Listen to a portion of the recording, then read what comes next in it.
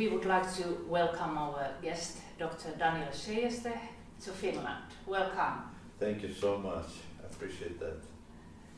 Dr. Daniel Shayesteh, we have heard your very touching testimony. Could you tell us how it is possible for you, how you became a witness of Christ and travel nowadays all around the world and tell about him? Christ did an amazing things in my life, and I started to know him very deeply in everything, and I discovered that his values are beautiful and his heart is so beautiful, and it's a heart that has a place for his enemy to come and see that kindness and love and change. So I really fell in love with Christ. And of course, you love somebody, you do not keep quiet, you speak about that person.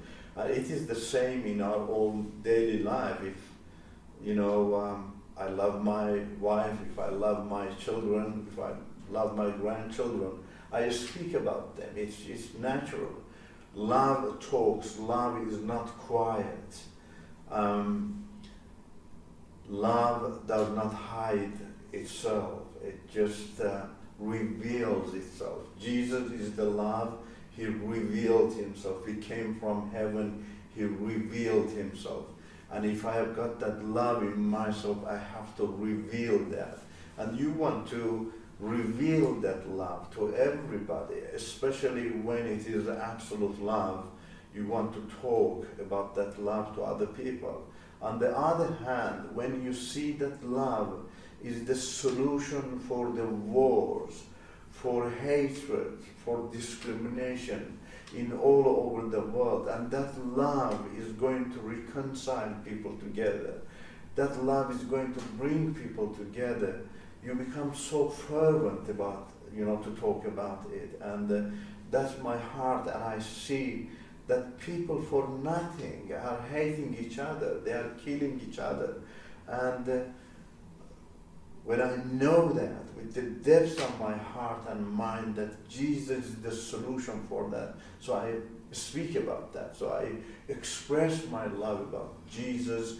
And you want to express about your love about Jesus, you speak about his values to others, you reveal them to all other people. You do not keep quiet. And that's why Christians really should not keep quiet. They need to think that love is so deeper and necessitates revelation and talking. Yes, so you used to be a very radical Muslim before. Yes, I was. He changed me. Yes. In a loving way, and I'm talking now. Yes, yes. In what way your message to Muslims is more influential?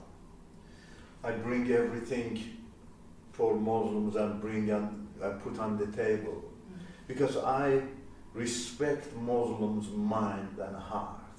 I believe that all humankinds are like each other. They are created by one God, by one Spirit.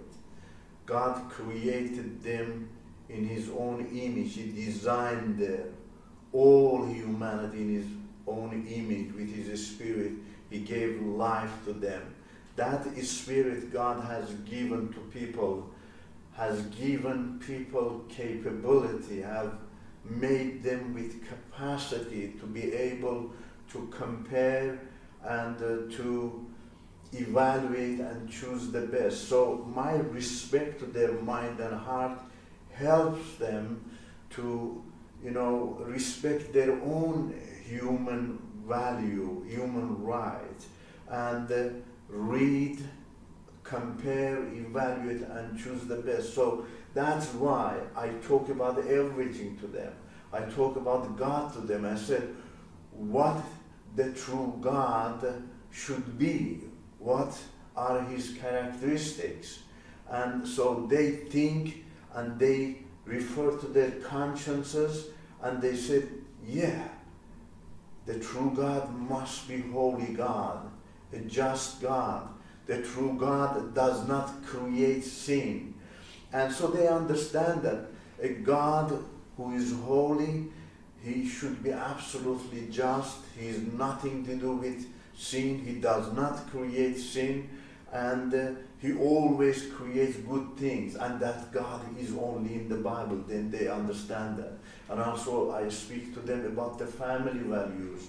Isn't that good to love your spouse as your own life, as your own body? They say, yeah, it is good. And I say to them, that's written in the gospel only. That's not in the Quran. That's not in any other religion's book. I speak about leadership, everything. So I bring everything for them to the surface, so they see that, they think, and that becomes very influential on them. So this is the response you get from the Muslims when you talk with them? I get really amazing response Yes. from them. The wonderful responses that encourages, hearts. I was, speaking in the TV. I had TV program with my friends for several years, and it was a live program. People could call us and express themselves, and we received amazing testimonies from people that, for example, one of them has been listening to me for months. I was comparing God, I was comparing leadership between Islam and Christianity, family values, ethical values, all of them. He has been listening to me. And he called me and he said, I've been listening to you. In my entire life, I have prayed to my God, Allah, but I cannot pray in my mother language. I have to pray in Arabic. The guy was an Iranian. Iranians do not know Arabic. He said, I didn't, have that, sense of intimacy to talk to my God because I didn't know that God's language, very well, and he didn't want me to speak in my mother language to him. But you said, your God knows every language. He doesn't bother you. He can talk to you in your mother language. You can talk to him in your own mother language. And then he started to cry. Now, millions of people were listening to him in all over the world, his testimony. And he said, is this a good time for me to give my heart to Jesus? And I prayed, the prayer of confession, and he repeated me, and he gave his heart to the Lord. So you see how influential is the message of Christ, and then if we describe that very well to them. This is very wonderful to hear all this. Amazing. Yes. Amazing. What is your advice to Western people? It really breaks my heart that many Western people do not know that every good thing in the Western countries is coming from Jesus Christ. Western countries boomed in everything, in family relationship, in economy, in politics, democracy, and freedom. They are all coming from the pages of the Bible, from Judeo-Christian values.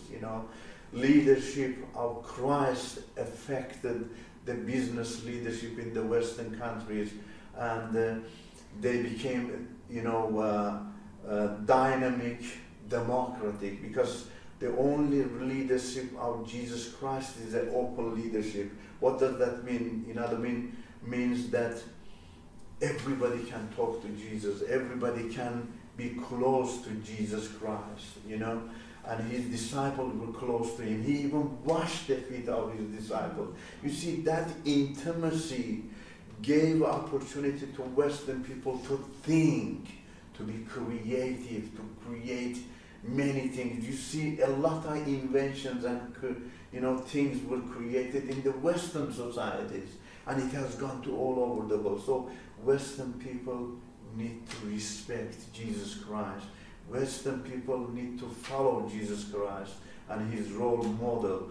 No other culture and religions is going to help people to be creative as much as the Western countries are.